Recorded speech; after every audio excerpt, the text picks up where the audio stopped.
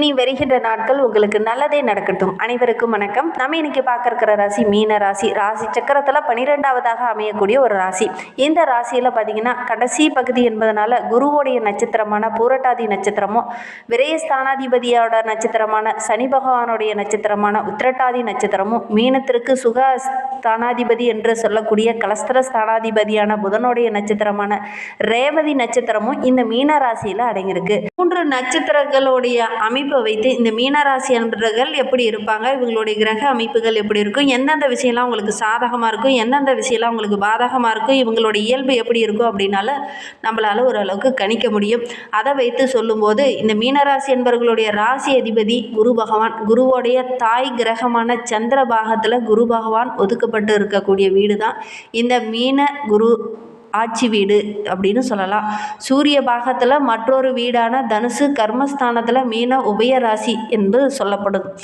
ராசிக்கு செவ்வாய் பகவான் புதன் பகவானும் மகராதிபதியாகவும் பாதகாதிபதியாகவும் வர்றதுனால, புதன் பகவானே 7 கூடியவனாக வர்றதுனால இரட்டை ராசி என்று இந்த மீனராசி என்பர்களை சொல்லலாம். திருமணம் கூட இவங்களுக்கு கொஞ்சம் தடைபட்டு அதுக்கப்புறம் தான் நடந்திருக்கும். ஒரு சிலருக்கு 2 திருமணங்கள் செய்யக்கூடிய ஒரு சூழ்நிலையில் பெரும்பாலும் இந்த மீனராசி என்பர்களுக்கு அமையும். உடல் அமைப்பில் பார்த்திங்கன்னா பாதங்களை குறிக்கக்கூடிய ஒரு ராசி இந்த மீனராசி அப்படின்னு சொல்லலாம். இந்த மீனராசியை எதிர்மறை எண்ணம் கொண்ட ஒரு ராசி, பெண் தன்மை கொண்ட ஒரு ராசி அப்படின்னா இந்த மீனராசி என்பர்களை சொல்லலாம். அதோட கூட சேட்டை நிறைந்த ஒரு ராசி, கர்வம் உள்ள ஒரு ராசி அப்படின்லாம் இந்த மீனராசி என்பர்களை சொல்லலாம். காக்கும் தன்மை உடையது அப்படின்னு இவங்களை சொல்லலாம். சரி, இவங்களை பற்றி அடுத்தடுத்த வீடியோவில் தொடர்ந்து பார்க்கலாம். நீங்கள் இப்போ தான் ஃபஸ்ட் டைமாக நம்ம சேனலை பார்க்குறதா இருந்தால் நம்ம சேனலை சப்ஸ்கிரைப் பண்ணிவிட்டு கூடவே இருக்கிற பெல் ஐக்கானையும் கிளிக் பண்ணிக்கோங்க. அப்போ தான் நாங்கள் போடுற ஒவ்வொரு வீடியோவுமே உங்களுக்கு நோட்டிஃபிகேஷனாக வரும். நீங்கள் மீனராசி அன்பராக இருந்தால் மறக்காமல் நம்மளுடைய சேனலுக்கு ஒரு லைக் கொடுத்துட்டு, உங்களுடைய உறவுகள் வகையில் நண்பர்கள் வகையில் யாராவது மீனராசி அன்பர்கள் இருக்காங்க அப்படின்னா மறக்காமல் இந்த வீடியோவை அவங்களுக்கும் ஷேர் பண்ணிவிடுங்க. மீன ராசியில் நீங்கள் எந்த நட்சத்திரத்தில் பிறந்தீங்க, உங்களுடைய இஷ்ட தெய்வ பெயர் என்ன, உங்களுடைய குலதெய்வ பெயர் என்ன அப்படிங்கிறத மறக்காமல் எங்களுடைய கமெண்ட் பாக்ஸில் தெரிவிங்க.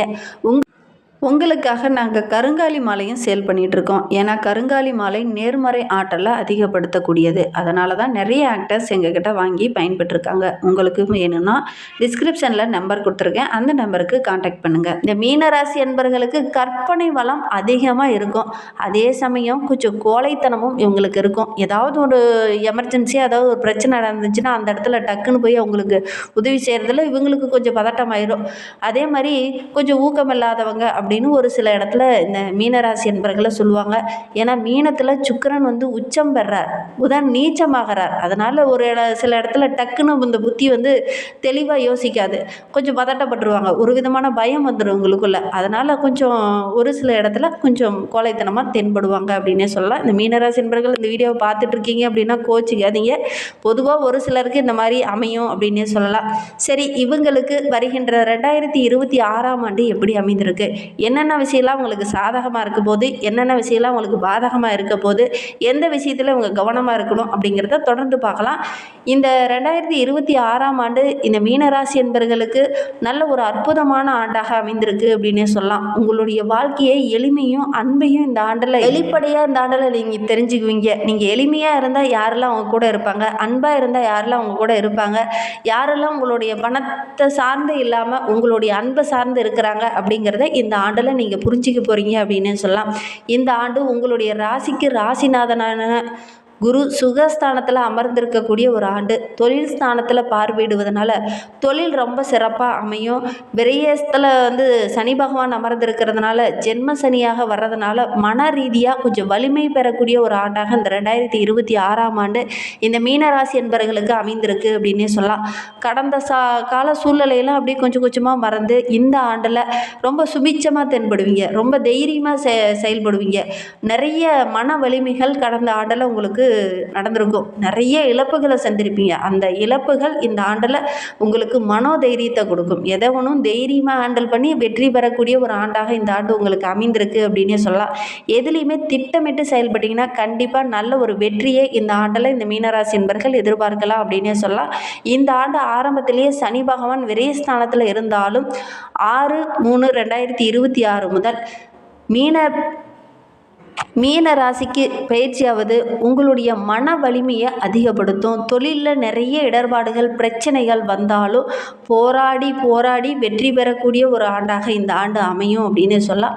மன உறுதியோடு ஒவ்வொரு விஷயத்திலையும் இறங்குவீங்க, மனோதைரியத்தோடு இறங்குவீங்க.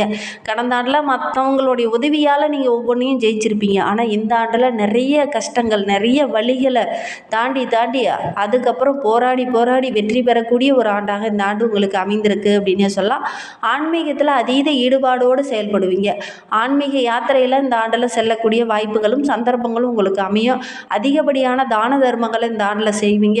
உங்களுடைய முன்வினை கர்மாக்கள்லாம் இந்த ஆண்டில் கொஞ்சம் குறையும்.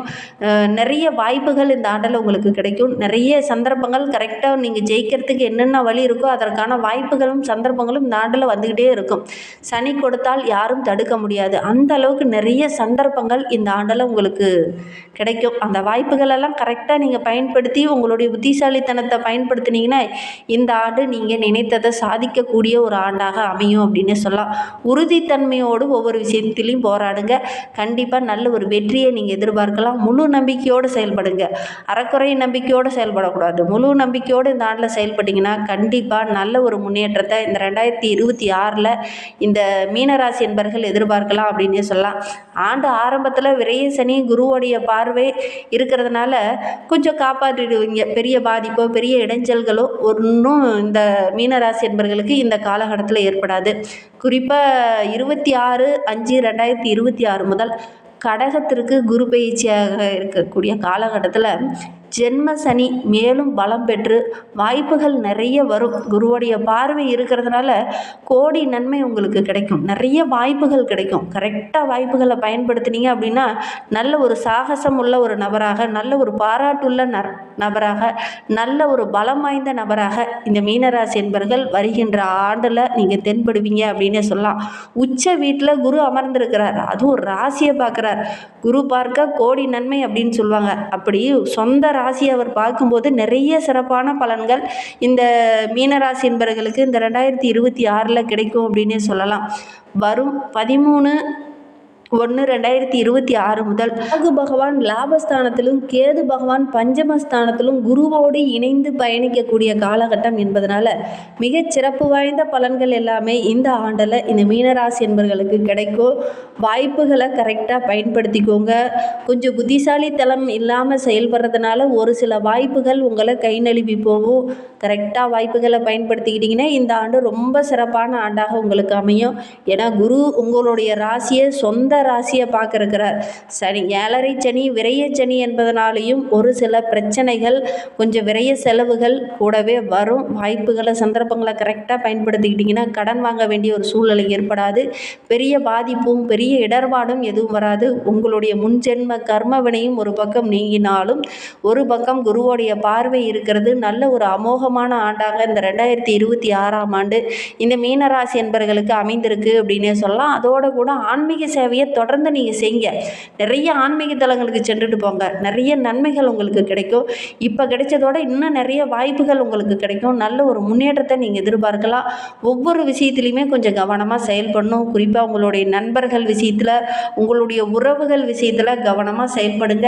எடுக்கிற காரியங்கள் எல்லாமே உங்களுக்கு வெற்றியாகவும் நல்ல ஒரு மகிழ்ச்சி நிறைந்த ஆண்டாகவும் இந்த 2026 ஆண்டு இந்த மீனராசி என்பவர்களுக்கு அமையும் அப்படின்னே சொல்லலாம்.